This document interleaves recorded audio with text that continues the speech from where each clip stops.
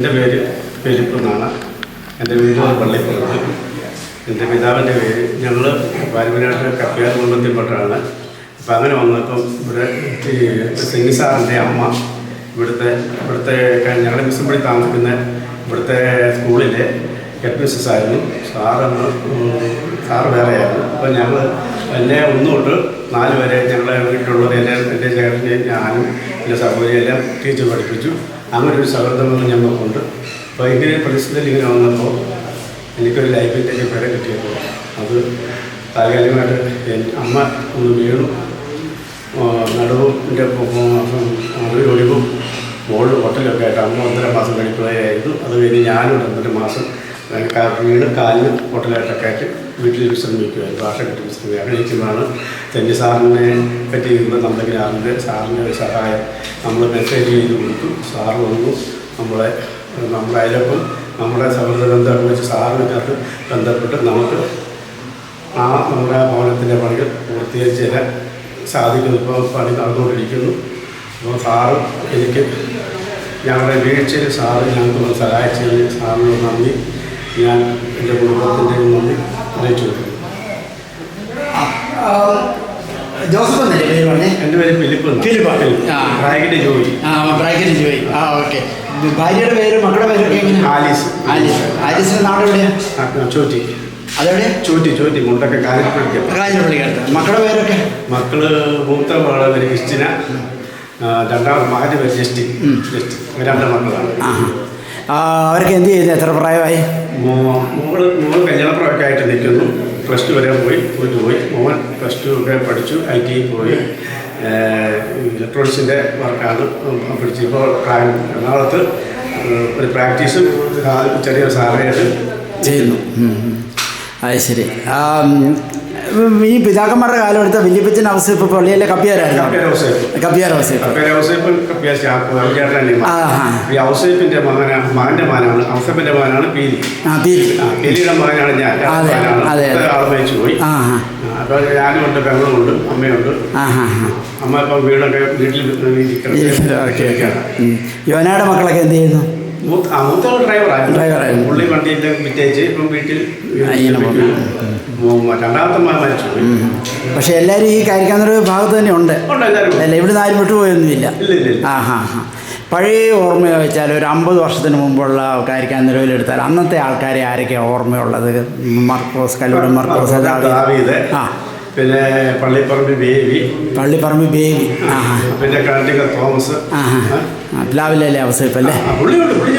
ഓ, okay. പിന്നെ Naomi.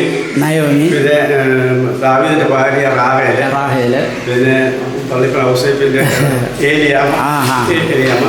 പിന്നെ പുറത്തിലെ ശേഖരത്തിന് ചേട്ടൻ മത്തൻ, പുറത്തിലെ ജോർജ്. ഇങ്ങനെ ഒത്തിരി പള്ളിപ്പറമ്പ് ജനാർദ്ദന്, കുഞ്ഞുഞ്ഞ്, പാപ്പച്ചി, ഇങ്ങനെ ഒത്തിരി പേര് നമുക്ക് ചെറുപ്പം.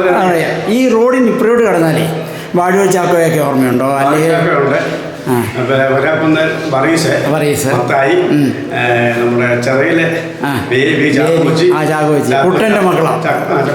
ചാക്കോച്ചി അപ്പൻ, കുട്ടൻ. പിന്നെ ഒട്ടക്കൽ ബേബി, ജോസഫ്, അവരുടെ ചെറുക്കൻ ജോൺസൺ. അവരെയൊക്കെ ഓർമ്മയുണ്ടോ? ചെറുക്കനെ ഓർമ്മയുണ്ടോ?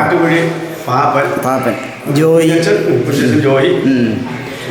അങ്ങനെ കുറേ ആൾക്കാരല്ലേ. ഇവരുടെയൊക്കെ പേരുകളൊക്കെ ഒന്ന് എഴുതി വെക്കണം ഡയറിയിൽ. ചെറുക്കൻ്റെ കാലം മുതലുള്ള ചെറുക്കനും ആ ഒരു ഏജ് ഗ്രൂപ്പിനെ നമുക്കറിയാമല്ലോ. വാഴിച്ചാക്കോ അതൊക്കെ ഒന്ന് ഡയറിയിൽ ഒന്ന് കുറിച്ച് വെക്കണേ. ഇവരൊക്കെ പണ്ട് ഞങ്ങളുടെയൊക്കെ പൂർവ്വപിതാക്കന്മാർ ഈ ഭാഗത്തുണ്ടായിരുന്നു. ഓക്കെ. പാട്ട് പാടുമോ ജോസഫ്? ഒരു 2 ലൈൻ പാടി. നമ്മൾ പള്ളിയിലേതെങ്കിലും പാട്ട് ഞങ്ങളും കൂടെ പാടാം. ഇത്ര നല്ല രക്ഷകീശുവേ, ഇത്രമോ പേരും നീ തന്നതാ, എന്തു ഞാൻ നൽകിടും തുല്യമാ, നിന്നും യാഗമാ, എന്തു ഞാൻ നൽകിടും തുല്യമാ, നിന്നും യാഗമാ, ഇത്ര നല്ല രക്ഷകീശുവേ, ചിത്രമാം സ്നേഹം നീ തന്നതാ, എന്തു ഞാൻ നൽകിടും തുല്യമാ,